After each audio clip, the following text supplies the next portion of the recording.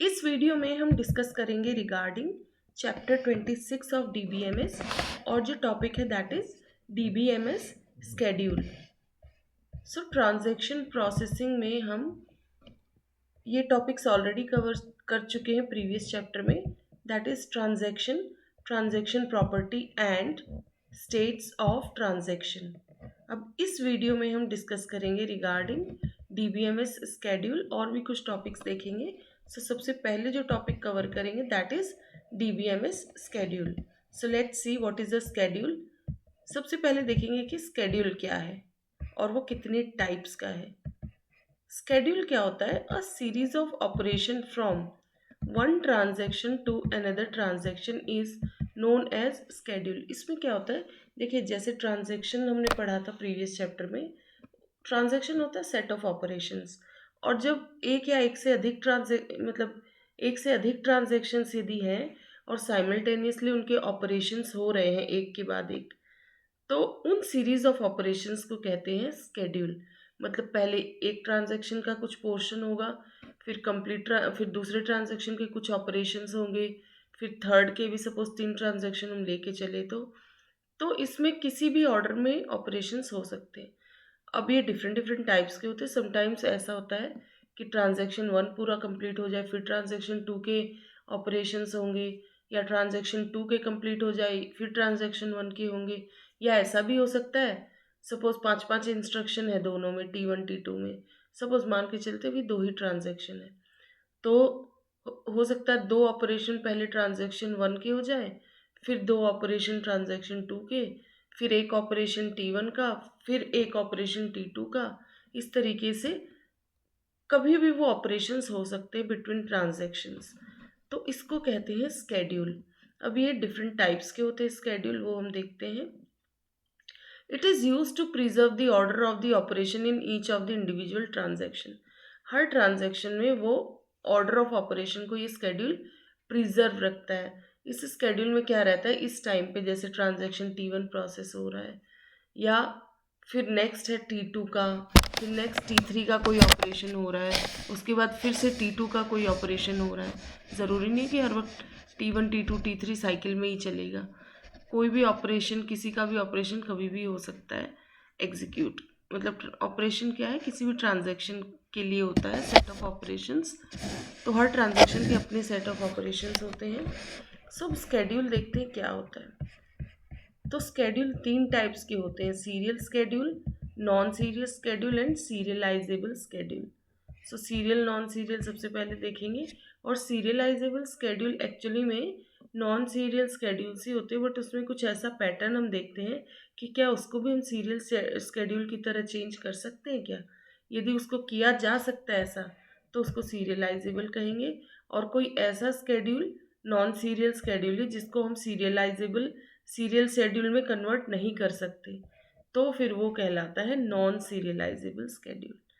तो basically schedule 3 types के, serial, non serial and serialisable.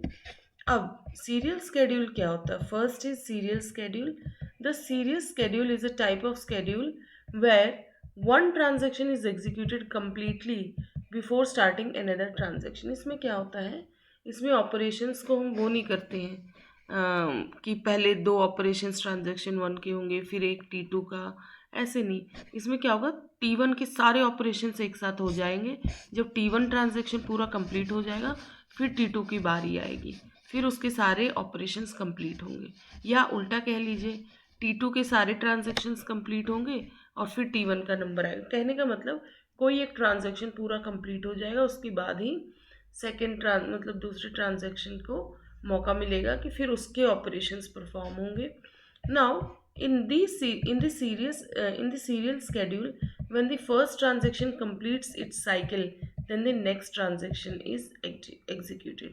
First transaction जब अपना कंप्लीट कर लेता है पूरा, फिर दूसरे ट्रांजेक्शन के ऑपरेशंस परफॉर्म होंगे, वो एग्जीक्यूट होंगे। एक एग्जांपल देखते हैं हम सीरियल स्केड्यूल का। Suppose there are 2 transactions T1 and T2। Suppose हम मान के चलते हैं कि T1 T2 2 ट्रांजेक्शन्स और हर एक ट्रांजेक्शन में कुछ कुछ ऑपरेशंस परफॉर्म हो रहे हैं। ट्रांजेक्शन्स T1 T2 का एग्जांपल देखना तो प्रीवियस वीडियो में आप देख सकते हैं, उसमें 2 ट्रांजैक्शंस को डिस्कस किया गया विद एग्जांपल कि कैसे एक ट्रांजैक्शन में सेट ऑफ ऑपरेशंस होते हैं। सपोज T1 T2 है, दोनों के अपने सेट ऑफ ऑपरेशंस है। तो इसमें क्या होगा, if there is no interleaving of operations मतलब आपस में ऐसा नहीं हो रहा है कि पहले एक के कुछ ऑपरेशन होंगे फिर दूसरे के ऑपरेशंस। यदि ऐसा है कि कोई एक ट्रांजैक्शन कंप्लीट होगा फिर दूसरे का नंबर आएगा, ऐसे केस में यदि T1 T2 यदि जैसे 2 ट्रांजैक्शन है तो इनके केस में 2 पॉसिबल आउटकम हो सकते हैं। क्या हो सकता है कि या तो T1 के सारे ऑपरेशंस परफॉर्म हो जाए फिर T2 के होंगे, या उल्टा इसका क्या होगा, देखिए इसको करेक्ट कीजिए, इसमें आएगा T2 सेकंड वाले में, ये T2 होगा, ये होगा T1। ठीक है, इसको करेक्ट करना आपको। इसमें क्या है देखो, पहला है ऐसा हो जाएगा कि execute all the operations of T1 which was followed by all the operations of T2। पहले T1 के सारे ऑपरेशंस परफॉर्म कर लो फिर T2 के ऑपरेशंस परफॉर्म करो, या फिर एग्जीक्यूट ऑल ऑपरेशंस ऑफ, या तो T2 के सारे ऑपरेशंस परफॉर्म कर लो फिर T1 के ऑपरेशंस को परफॉर्म करो। फाइन, कोई भी मतलब एक ट्रांजैक्शन को पूरा कंप्लीट करना है। ये अब 2 फिगर्स दिए हैं आगे जाके, figure A and figure B. In the given A figure and given B figure, schedule A shows the serial schedule where T1 followed by T2। 2 schedule दिए गए हैं, schedule A and schedule B। तो schedule A में क्या है, ये एक serial schedule है। क्यों? क्योंकि इधर T1 कंप्लीट हो जा रहा फिर T2 की बारी आ रही है। और शेड्यूल B भी सीरियल स्केड्यूल है। क्यों? यहाँ पे T2 पूरा कंप्लीट हो जा रहा है और फिर T1 की बारी आ रही है। फिर है नॉन सीरियल स्केड्यूल, वो हम डायग्राम देख लेंगे अभी। नॉन सीरियल स्केड्यूल में क्या होता है, if interleaving of operations is allowed, मतलब ऐसा यदि अलाउड है कि कोई भी ऑपरेशन परफॉर्म हो सकता है किसी भी ट्रांजैक्शन का, तो उसको कहते हैं नॉन सीरियल स्केड्यूल। मतलब ऐसा नहीं कि पहले एक ट्रांजैक्शन पूरा कंप्लीट होगा, ऐसा नहीं, किसी का भी ऑपरेशन कभी भी हो सकता है, कोई भी ऑपरेशन परफॉर्म। तो अब देखते हैं, it contains many possible orders in which the system can execute the individual operations of the transactions. एक ट्रांजैक्शन की मल्टीपल ऑपरेशंस, और सपोज 2-3 ट्रांजैक्शन हम लेके चलेंगे तो इधर ऑपरेशंस, इंडिविजुअल ऑपरेशंस उनके कभी भी परफॉर्म हो सकते हैं। तो बहुत सारे ऑर्डर हैं इसके, तो ऐसा कोई फिक्स नहीं होता है। हो सकता है T1 के 2 ऑपरेशन हो, फिर T2 का एक ऑपरेशन परफॉर्म हो, फिर T3 का एक ऑपरेशन हो, फिर T1 का एक ऑपरेशन परफॉर्म। तो इसके तो बहुत सारे आउटकम्स है पॉसिबल, कोई एक फिक्स्ड हम नहीं कह सकते। सो जैसे फिगर C एंड D की बात करें, in the given figure C and D आगे आएंगे ये फिगर्स। स्केड्यूल C और D जो है वो नॉन सीरियल स्केड्यूल्स है। तो आगे जो फिगर देखेंगे हम उसमें शेड्यूल A और B जो है that is serial schedules, and schedule C and D are non serial schedules. Now it has interleaving of operations, मतलब किसी भी ट्रांजैक्शन का कोई भी ऑपरेशन कभी भी परफॉर्म हो सकता है। अब सीरियलाइजेबल स्केड्यूल क्या होता है, this is very important concept. इसमें क्या होता है, the serializability of schedules is use to find non serial schedules that allow the transaction to execute concurrently without interfering with one another. Serializability में ये होता है कि ये एक्चुअली उन नॉन सीरियल स्केड्यूल्स को फाइंड किया जाता है इसमें जहाँ पे ट्रांजैक्शन एक साथ परफॉर्म हो सकते हैं, और वो उन ट्रांजैक्शन, उन ऑपरेशंस को देखा जाएगा कि वो एक साथ परफॉर्म भी हो जाए और वो आपस में इंटरफेयर भी ना करें। कुछ ऐसे ऑपरेशंस होते हैं जिनको एक साथ परफॉर्म किया जा सकता है और वो फर्क नहीं पड़ता कि दोनों ट्रांजैक्शन का यदि एक साथ भी हो रहा है तो। नाउ नेक्स्ट है, it identifies which schedules are correct when executions of the transaction have interleaving of operations. ये आइडेंटिफाई करता है कि कौन से शेड्यूल सही रहेंगे जब कोई ट्रांजैक्शन एग्जीक्यूट होगा और इंटरलीविंग ऑफ ऑपरेशंस है। A non-serial schedule will be serializable if the result is equal to the result of transactions executed serially। मतलब नॉन सीरियल स्केड्यूल को हम सीरियल करने की कोशिश कर रहे हैं ना उसको, तो एक नॉन सीरियल स्केड्यूल, ऐसा नॉन सीरियल सीरियल स्केड्यूल, उसको सीरियलाइजेबल तब कहेंगे जब उसका रिजल्ट लगभग किसके बराबर होगा, जैसे कोई सीरियल स्केड्यूल होता है उसकी तरह। हम ट्रांजैक्शंस को थोड़ा सा ऐसी शफलिंग सी कर देंगे इसमें कि वो सीरियलाइजेबल की तरह ही काम करेगा।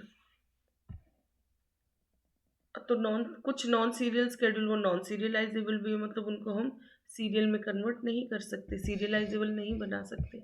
तो हमने पीछे क्या देखा था, फिगर ए और बी में जो स्केड्यूल ए और बी की हमने बात की, that is your serial schedule. ठीक है, फिगर ए में शेड्यूल है, ये सीरियल स्केड्यूल है।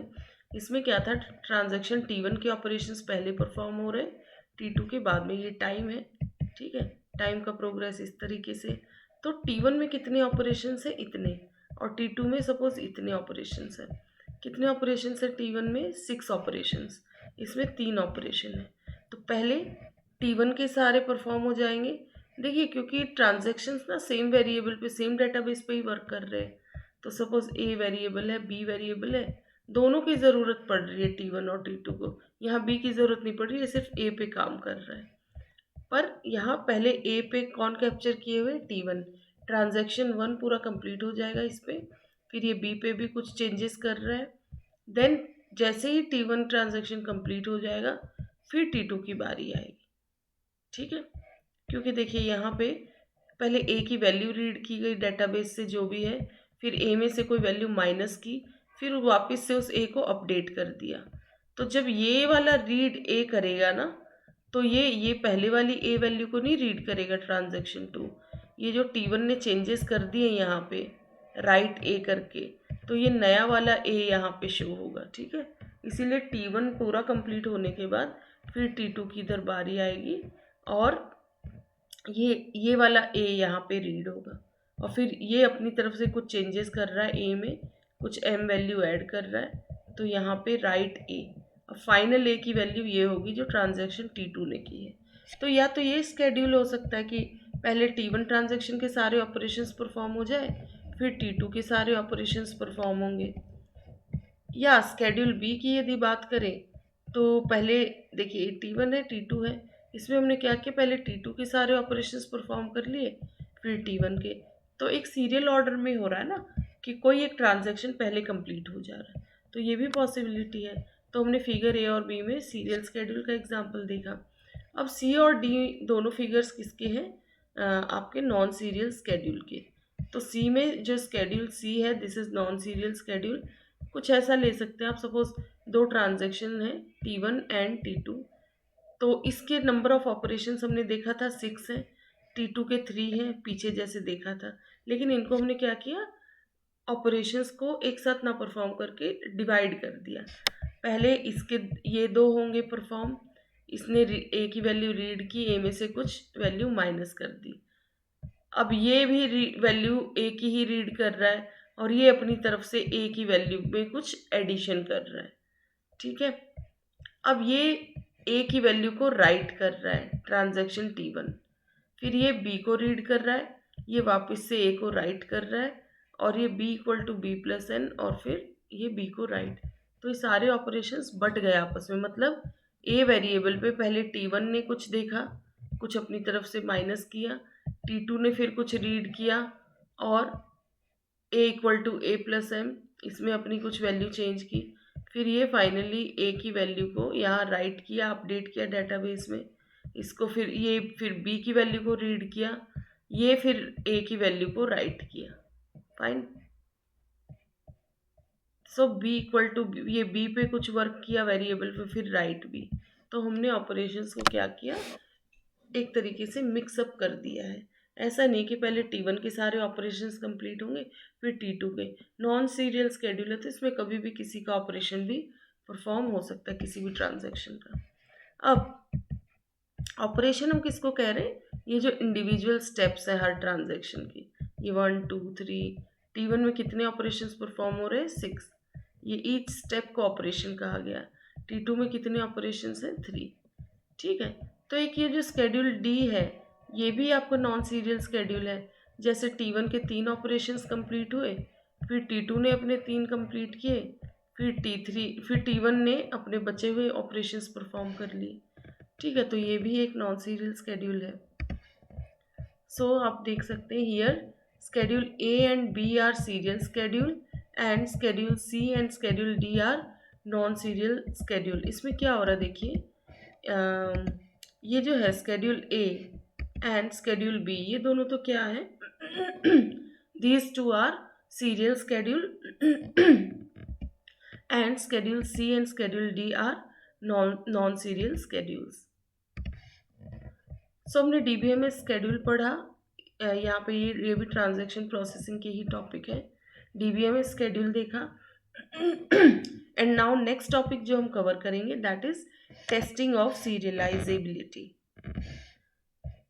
मतलब एक नॉन सीरियल स्केड्यूल को हम सीरियलाइजेबल कर सकते हैं या नहीं, तो वो कैसे चेक करेंगे कि आपको एक सपोज एक स्केड्यूल दिया गया है, उसमें डिफरेंट डिफरेंट ट्रांजैक्शंस के सेट ऑफ ऑपरेशंस का ऑर्डर भी दे दिया कि कब किसका ऑपरेशन परफॉर्म होगा.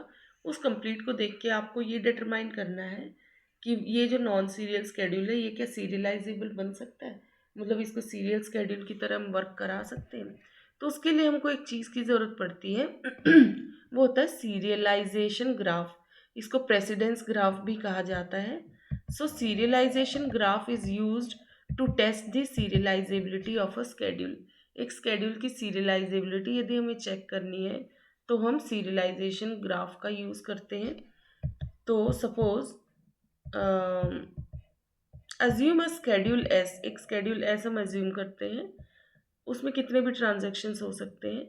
फॉर एस, इस स्केड्यूल के लिए जो भी हमें स्टेप से ऑपरेशंस दिए हैं उन सबको देखते हुए हम एक ग्राफ बनाते हैं. वी कंस्ट्रक्ट अ ग्राफ, उस ग्राफ को कहते हैं प्रेसिडेंस ग्राफ या सीरियलाइजेशन ग्राफ. अब इस ग्राफ में, अब ग्राफ है तो एक कोई भी ग्राफ किससे बना रहता है, वर्टिसेस एंड एजेस से.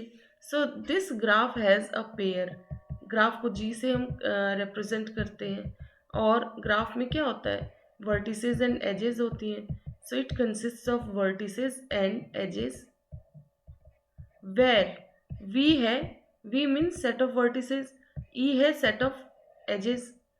The set of vertices is used to contain all the transactions participating in the schedule.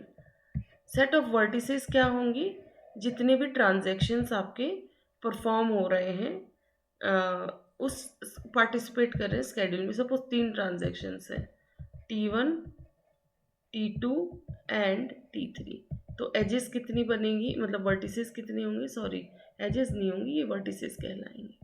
T1, T2, T3. तो वर्टिसेस क्या है कि कितने ट्रांजैक्शंस उस स्केड्यूल में पार्टिसिपेट कर रहे हैं. एजेस का मतलब होता है, जब एजेस हम हर बार एज नहीं देंगे इस ग्राफ में, हम एज तभी देंगे तब कुछ particular set of operations perform होंगे. जैसे ये आगे भी आपको अच्छे से समझ आएगा, पहले एक बार देख लेते हैं theoretically. The set of edges is used to contain all edges Ti to Tj for which one of the 3 conditions holds. हम इसमें सेट ऑफ एजेस में वो सारी एजेस को इंक्लूड करेंगे जिसके लिए ये कंडीशन होल्ड होगी. बाकी ऑपरेशंस के लिए नहीं करेंगे, सिर्फ इनके लिए ही हम एजेस बनाएंगे Ti से Tj तक. तो create a node Ti to Tj. Ti to Tj का हम एक एज क्रिएट करेंगे if Ti executes right Q before Tj executes read Q. देखिए हमेशा इसमें राइट और रीड में ही इंटरफेरेंस होता है आपस में ऑपरेशंस में.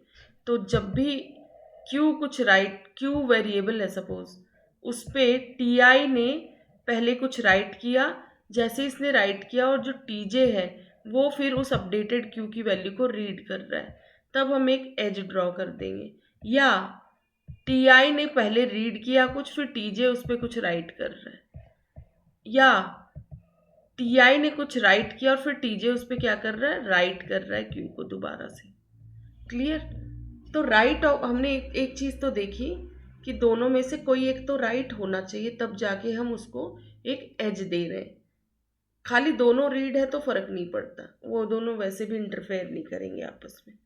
कहीं पे भी देखिए दोनों रीड होता तो वहाँ हम कोई एज नहीं दे रहे हैं, हम एज तभी ड्रॉ कर रहे हैं जब राइट, रीड और ये ऑपरेशंस है. ठीक है.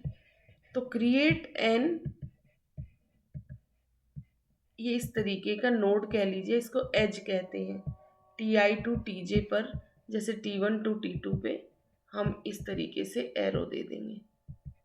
ठीक है. अब जैसे प्रेसिडेंस ग्राफ है किसी स्केड्यूल एस का, उसमें 2 ट्रांजेक्शन है T1 टू TJ और एरो इस तरफ जा रही है, इसमें कोई साइकिल तो बनी नहीं। यदि इसमें कोई और ट्रांजेक्शन्स होते और साइकिल बन जाती बाय चांस, तो हम कहेंगे कि साइकिल बन जाती है, दैट मीन्स वो नॉन सीरियलाइजेबल ही रहेगा। और बाय चांस साइकिल नहीं बनी तो फिर वो सीरियलाइजेबल हो जाएगा। ठीक है, तो प्रेसिडेंस ग्राफ इसका तो सिंपल सा, तो कोई साइकिल नहीं बनी तो इसको हम कहेंगे, इसको हम सीरियलाइजेबल बना सकते हैं। If a precedence graph contains a single edge है तो कोई साइकिल बनी ही नहीं है इसमें, then all the instructions of TI are executed before the first instruction of TJ is executed. तो TI के हम इंस्ट्रक्शंस को पहले परफॉर्म कर सकते हैं और फिर TJ के सारे इंस्ट्रक्शंस को बाद में। दैट मीन्स हमने एक नॉन सीरियल स्केड्यूल को किस में कन्वर्ट कर दिया, सीरियलाइजेबल में, सीरियल स्केड्यूल में। सो ये वाला स्केड्यूल सीरियलाइजेबल कहलाएगा। लेकिन if a precedence graph for schedule S contains a cycle लेकिन यदि वो प्रेसिडेंस ग्राफ साइकिल को कंटेन कर रहा, कोई साइकिल फॉर्म हो रही है उसमें, तो वो फिर नॉन सीरियलाइजेबल रहेगा। मतलब उसको हम, वो नॉन सीरियल ही रहेगा, कहने का मतलब उसको हम सीरियल में कन्वर्ट नहीं कर सकते, उस स्केड्यूल को सीरियलाइजेबल हम नहीं बना सकते। यदि साइकिल है तो क्या कहेंगे, that schedule is non-serializable, and if the precedence graph has no cycle then S is known as serializable। यदि उसमें कोई साइकिल नहीं है तो हम S को कहेंगे सीरियलाइजेबल। तो जैसे एक एग्जांपल है, एक स्केड्यूल हमने लिया अब ये स्केड्यूल आपको दिया गया है, सपोज 3 ट्रांजेक्शन्स का, T1 T2 एंड T3 का। ठीक है, 3 ट्रांजेक्शन्स है इसमें, तो एजेस कितने, ये नोड्स कितने बनेंगे, मतलब vertices T1 T2 and T3, 3 vertices हम बनाएंगे।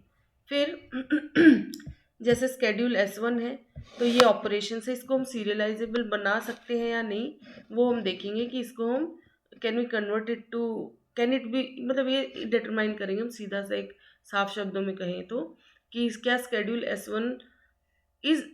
S1 सीरियलाइजेबल और नॉन सीरियलाइजेबल। ठीक है, तो उसके लिए हम सबसे पहले इसका प्रेसिडेंस ग्राफ ड्रॉ करेंगे। प्रेसिडेंस ग्राफ में क्या था, जब देखिए रीड ए हो रहा है, फिर रीड ए के बाद कोई राइट ए हो रहा है क्या, राइट ए से पहले तो राइट बी हो जा रहा है। ठीक है, तो हमने यहाँ पे क्या देखा, देखिए एक्सप्लेनेशन करेंगे हम। पहले रीड ए वाले ऑपरेशन के लिए देखते, सबसे पहला ऑपरेशन हमारा क्या है, रीड ए। क्या रीड ए के बाद कोई राइट ए है,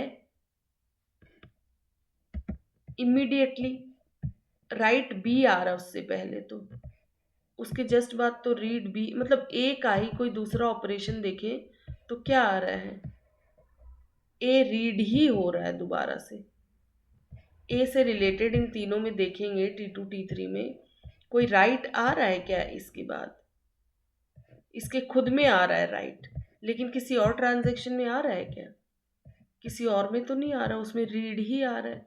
दैट मीन्स कोई भी सब्सिक्वेंट राइट है क्या रीड के बाद दूसरे ट्रांजैक्शंस में, कोई और ट्रांजैक्शन इस ए पे कुछ राइट कर रहा है क्या, नहीं, तो इसके लिए कोई एज नहीं बनाएंगे हम। ठीक है, no subsequent writes to a variable पे और कोई राइट नहीं कर रहा है, सो इसकी कोई एज ही नहीं बनेगी। फिर बी को रीड कर रहे हैं, देखिए नेक्स्ट स्टेप है रीड बी, इसका कोई सब्सिक्वेंट राइट है क्या बी वेरिएबल पे, सब्सिक्वेंट राइट में पहला तो बी खुद ही कर रहा है, किसी और ट्रांजैक्शन में इसमें बाद में आ रहा है राइट, लेकिन पहले, उससे पहले तो T2 में खुद ही आ गया, तो किसी सब्सिक्वेंट राइट मतलब किसी और ट्रांजैक्शन, कोई और ट्रांजैक्शन तो नहीं इसको राइट कर रहा है, तो नहीं, ये खुद ही राइट कर रहा है तो इग्नोर करेंगे हम।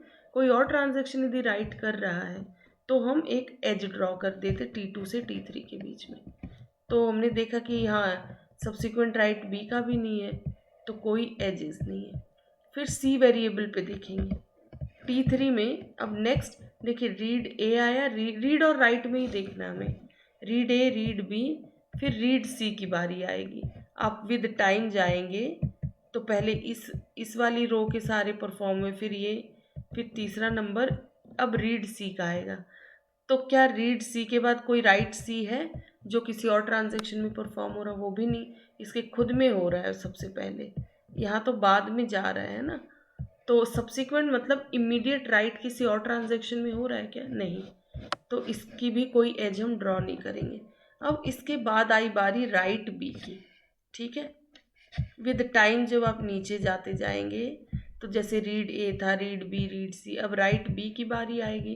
तो राइट बी के बाद अब यदि राइट ऑपरेशन है तो हम चेक करेंगे कोई इसको रीड कर रहा है क्या, कोई दूसरा ट्रांजैक्शन इमीडिएट। ये खुद ही रीड कर रहा है तो अलग बात है, लेकिन उससे पहले कोई और ट्रांजैक्शन रीड कर रहा है क्या बी को?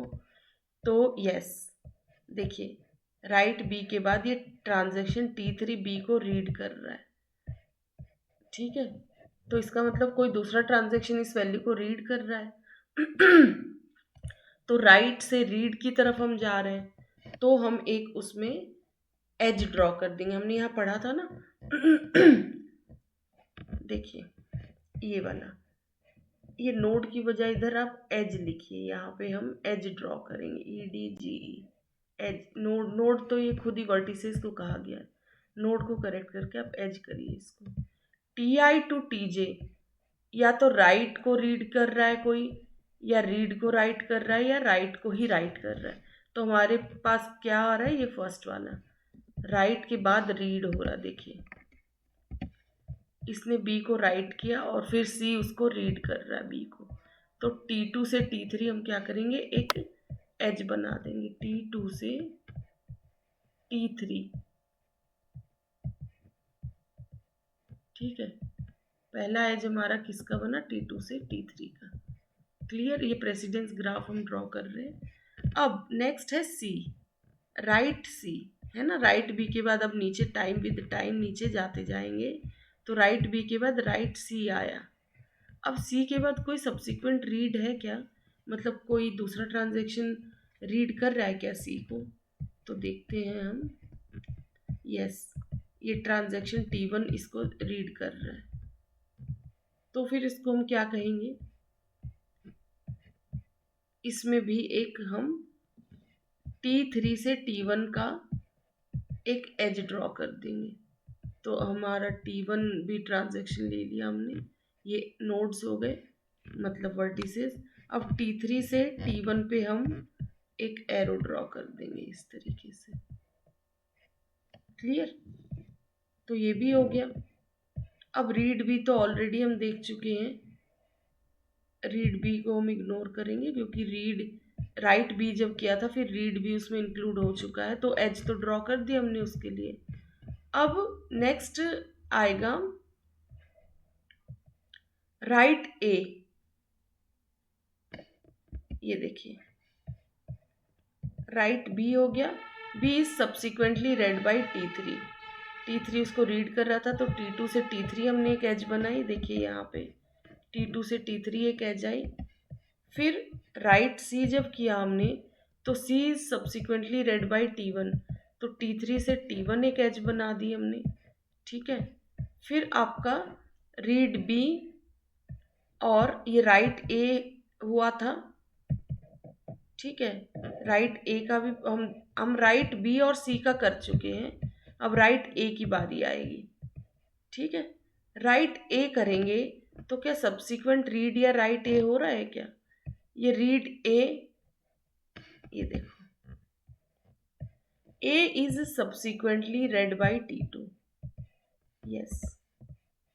हमने यहाँ राइट किया तो इसको रीड किया जा रहा है, T2 इसको रीड कर रहा है, तो रीड ए भी इन्वॉल्व हो गया एक तरीके से।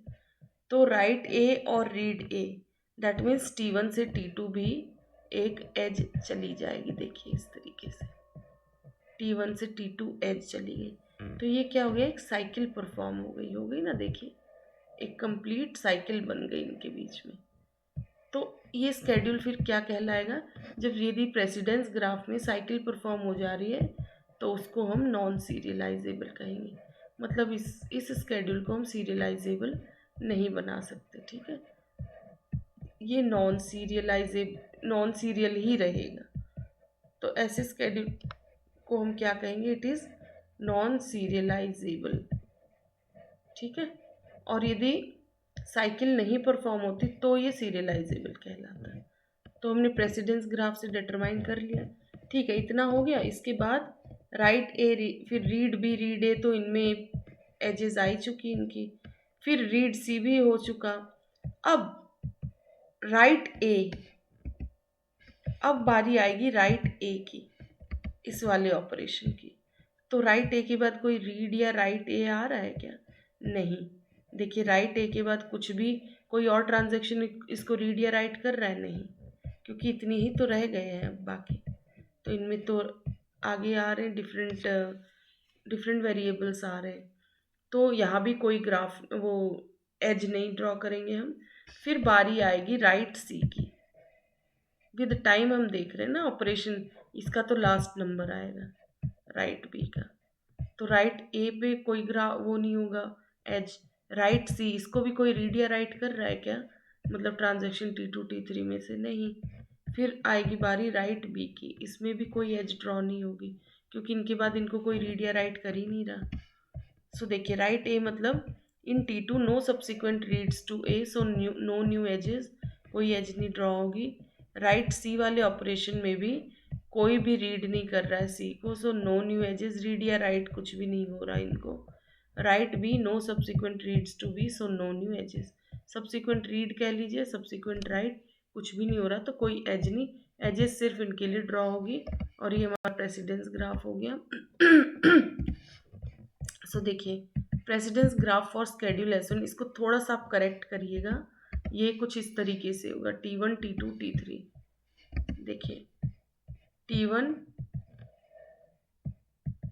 ट्रांजैक्शन T1 हो गया। फिर हमने लिया, सपोज ऑर्डर यही लेते हैं हम, ट्रांजैक्शन T1, फिर transaction T2 and transaction T3। ये वर्टिसेस हो गई। एजेस कहाँ से कहाँ तक है? पहले में T2 से T3 थी, तो T2 से T3 कैसे जाएगी? इस तरीके से। लेकिन इसमें क्या शो हो रहा है? T3 से T2। ये थोड़ा सा गलत है, इसको आप एजेस यहाँ पे गलत ड्रॉ हो गई है, आप इसको सही करिएगा। देखिए, T2 से T3 एज है, फिर T3 से T1 एज गई है, तो T3 से T1 ये रही। ठीक है, इधर थोड़ा सा उल्टा हो गया है। ये एक्चुअली ऐसा हो सकता था, इसको यदि T2 बना दें हम,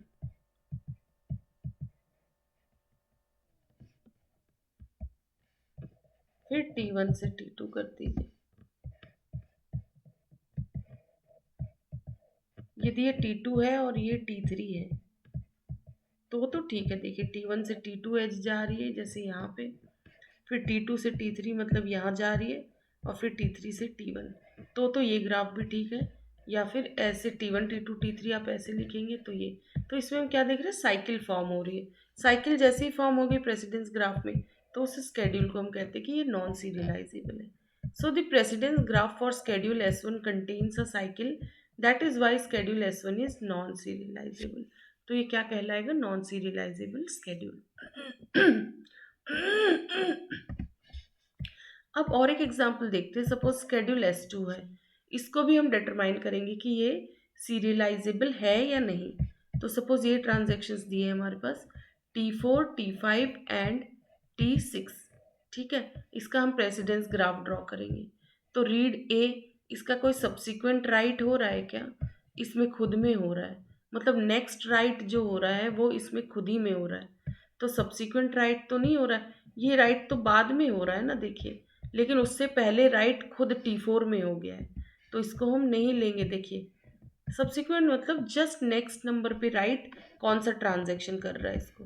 तो रीड ए के बाद पहला राइट ए तो T4 में ही आ रहा है ना, सेम ट्रांजैक्शन में है, तो फिर हम कोई एज ड्रॉ नहीं करते। हाँ, इस राइट ए से पहले कोई और ट्रांजैक्शन राइट कर रहा होता तो हम एक एज ड्रॉ कर देते। तो T4 ट्रांजैक्शन में नो सब्सिक्वेंट राइट्स टू ए, तो कोई नई एज नहीं आएगी। फिर दूसरा नंबर किसका आएगा? रीड सी का। रीड ए की ये हो गया परफॉर्म। रीड ए के बाद रीड सी आएगा। हम रीड राइट ऑपरेशन ही देख रहे हैं मेन। ये तो फिर परफॉर्म हो ही जाएगा, इससे फ़र्क नहीं पड़ता। हमेशा रीड और राइट आपस में इंटरफेयर करते हैं। फिर रीड, ये सी वेरिएबल को रीड कर रहा है, तो फिर राइट सी हो रहा है क्या कहीं पे किसी और में? राइट सी तो इसमें खुद ही में हो रहा है, सब्सिक्वेंट राइट तो नहीं हो रहा कहीं। तो ये यहाँ पे भी कोई एज ड्रॉ नहीं होगी। In T4 no subsequent writes to C, so no new edges. ठीक है। अब क्योंकि रीड के बाद यदि रीड हो रहा तो फ़र्क नहीं पड़ता, हमने 3 कैटेगरी में एज ड्रॉ करनी थी। यदि रीड के बाद सब्सिक्वेंट राइट है, या राइट के बाद रीड है, या राइट के बाद राइट है। तो राइट ए हो गया। अब नेक्स्ट बारी आ गई रीड बी की। इसके बाद कोई राइट बी हो रहा है क्या किसी और ट्रांजेक्शन में? नहीं, इसमें खुद ही में हो रहा है। क्लियर? तो यहाँ भी कोई एज नहीं होगी। हाँ, लेकिन रीड बी से पहले ये राइट ए आ गया। देखिए, अब राइट ए के बाद कोई रीड ए आ रहा है क्या?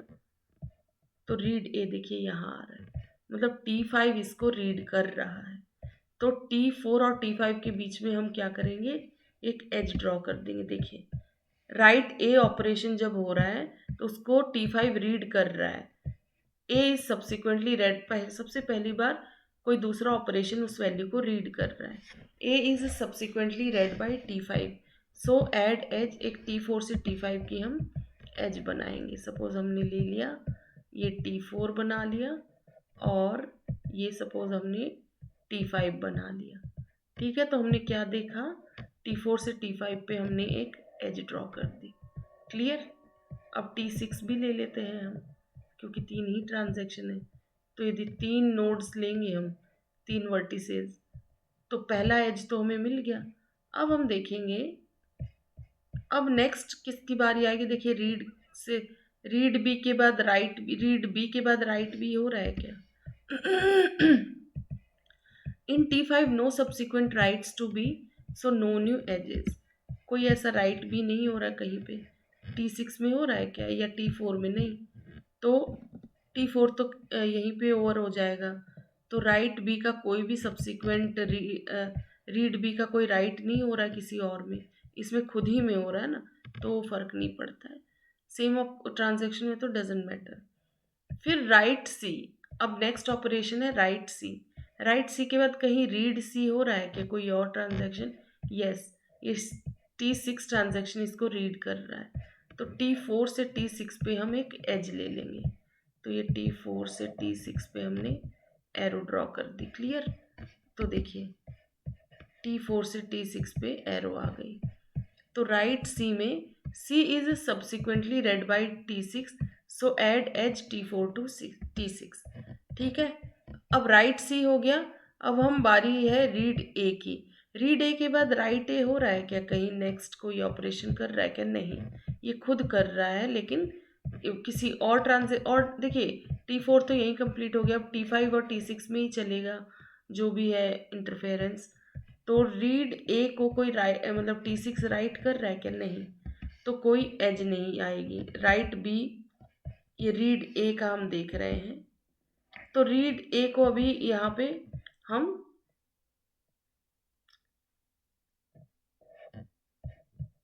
इग्नोर करते हैं, क्योंकि ये नॉर्मल रीड ऑपरेशन हो गया। देन देखिए, ये रीड यहाँ पे भी इंक्लूड हो चुका है। C is subsequently read by T6, तो ये जो है C is subsequently read by T6, ये रहा, ये रीड भी परफॉर्म हो चुका। और ये रीड ए कहाँ परफॉर्म हुआ था? जब ये राइट ए हुआ था। तो ये रीड ए यहाँ इंक्लूड हो चुका है, तो इन दोनों को हम इग्नोर कर देंगे। अब नेक्स्ट राइट बी ऑपरेशन देखेंगे। राइट बी के बाद कहीं रीड बी हो रहा है क्या? यस, T6 में रीड बी हो रहा है, तो रीड बी भी हमने ले लिया ग्राफ में। तो yes, A is subsequently read by T6, मतलब इस बी को T6 रीड कर रहा है। तो अब T5 से T6 के बीच में हम एक एज दे देंगे। तो T5 से T6 के बीच में एज। ठीक है, तो राइट बी का भी हो गया। अब नेक्स्ट है राइट सी। राइट सी के लिए क्या फिर रीड सी हो रहा है कहीं पे? नहीं, T5 वगैरह में कुछ हो रहा है, क्योंकि रिमेनिंग तो इतने ही ऑपरेशंस रह गए, तो इसमें भी कोई एज नहीं आएगी। देखिए, यहाँ लिखा है राइट सी जब करेंगे तो ट्रांजैक्शन T6 में हो रहा है ये perform. So no subsequent reads to C, so no new edges, कोई नई एज नहीं आएगी। फिर नंबर आएगा इसका राइट ए का। राइट ए करने पर फिर क्या होगा, इन T5 इसको कोई रीड कर रहा है, नो। सो इसका मतलब नो न्यू एजेस, इसको कोई रीड नहीं कर रहा है। देखिए इधर T6 के ही तो दो ऑपरेशन रह गए, कोई रीड कर रहा है नहीं, तो ये कोई एज पर फॉर्म नहीं होगी। फिर हम राइट बी करेंगे, एक ही लास्ट ऑपरेशन रह गया, इसको कोई रीड कर रहा नहीं, सो इसमें भी कोई न्यू एजेस नहीं आएंगी। So write B in T6 no subsequent reads to B, so no new edges. Now precedence graph हम देखेंगे स्केड्यूल S2 का। तो सपोज हमने ऐसा ग्राफ बना था, देखिए T5 T6 T4 का, T5 से T6 है, T4 से T6 है, वही चीज़ यहाँ है। T5 से T6 एक एज ले ली, फिर T4 से T6 ले ली और T4 से T5। तो यहाँ साइकिल फॉर्म हो रही है क्या? नहीं, देखिए साइकिल नहीं फॉर्म हो रही है। एरो का डायरेक्शन साइकिल के फॉर्म में क्या, जैसे यहाँ से हम चलेंगे, यहाँ आए, बस ये यहीं ब्रेक हो गई, आगे तो एरो इस तरफ आ गई ना, या यहाँ से चलेंगे तो ये तो यहीं ख़त्म हो गई, यहाँ से चल लो तो ये यहीं ख़त्म, तो कहीं भी साइकिल नहीं बन रही। तो ऐसे स्केड्यूल को क्या कहेंगे कि yes it is serialisable. Cycle form हो जाती तो क्या कहते हैं, नॉन सीरियलाइजेबल। और यदि इस प्रेसिडेंस ग्राफ में साइकिल नहीं फॉर्म हुई तो हम कहेंगे कि ये जो स्केड्यूल है इट इज़ सीरियलाइजेबल, इसको हम सीरियल की तरह कन्वर्ट कर सकते हैं। ये बिल्कुल वैसा ही परफॉर्म करेगा जैसे एक सीरियल स्केड्यूल में ट्रांजेक्शन्स परफॉर्म करते थे, बिल्कुल वैसे ही। The precedence graph for schedule S2 contains no cycle, that is why schedule S2 is serializable। सो इस चैप्टर में इतना ही। एक बार हम ओवरव्यू ले लेते हैं कि हमने क्या क्या पढ़ा। सो चैप्टर 26 में हमने पढ़ा DBMS schedule, it is a very important topic. So DBMS schedule देखेंगे तो स्केड्यूल हमने देखा डिफरेंट टाइप्स के स्केड्यूल होते हैं, serial schedule, non serial schedule and serializable schedule.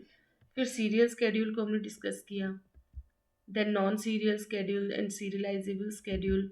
फिर ये एग्जांपल्स देखे, इधर स्केड्यूल ए और बी सीरियल स्केड्यूल्स हैं, schedule C and schedule D are non serializable या नॉन सीरियल स्केड्यूल है, नॉन सीरियलाइजेबल नहीं, they are non serial schedules.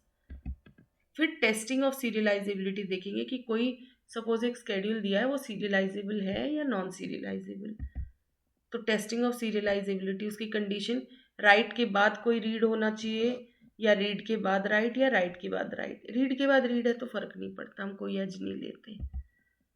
तो यदि प्रेसिडेंस ग्राफ में, या फिर उसको हम स्केड्यूल ग्राफ भी, सीरियलाइजेशन ग्राफ भी कहते हैं, यदि उसमें कोई साइकिल फॉर्म हो रही है तो हम कहेंगे कि वो serialisable, it is non serialisable.